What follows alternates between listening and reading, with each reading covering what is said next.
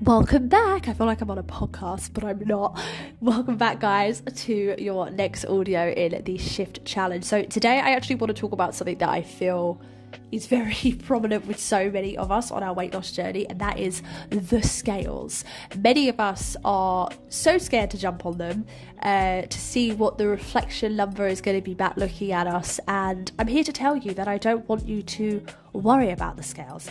Now, don't get me wrong, the scales are a great way to get an indication of roughly where we are, like, truly at, kind of what our weight is, but that number can fluctuate for so many reasons, and especially for us women with our hormones and our cycles, the number really can fluctuate on a daily basis, a weekly basis, and a monthly basis. So when I work with my weight loss clients, I actually get them to only go on the scales once a week. Now, I only do that just as a sort of like rough indicator of like where they are at for their nutrition. I try and always say to them to never jump on the scale more than once a week. And second of all, to not fixate on the number, because that number really does not define your progress. The one thing that really defines your progress is, number one, how your clothes are fitting. Number two, your photos. And number three, your measurements, because measurements is showing us that body fat is decreasing. Now, you can literally go on the scales and the number literally shift by a pound or not shift at all, but have your clothes decrease so much that you're in a different dress size.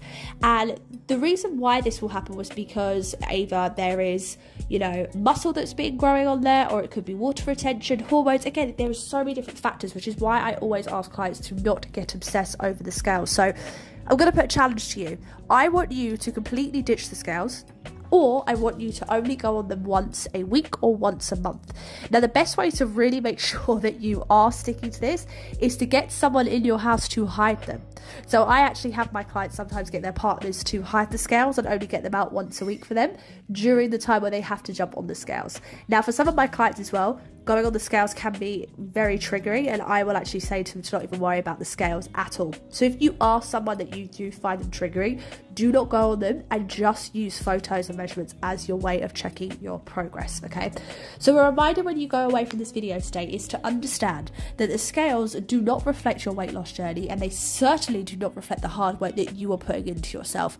Those are just a number looking back at you, defining maybe what you've done the day before or how your cycles and hormones are going. It doesn't define you as a person, and it doesn't define the hard progress that you have put in, okay? So get rid of them, and I want you to comment yes under this video to getting rid of the scales and just focusing on more important factors such as your mindset, how you're feeling and how you're looking just in your clothes and confidence that you're wearing. Those are the most important things. So guys, thank you so much for checking in today in my Shift podcast. It's been a pleasure, and I'll see you guys soon.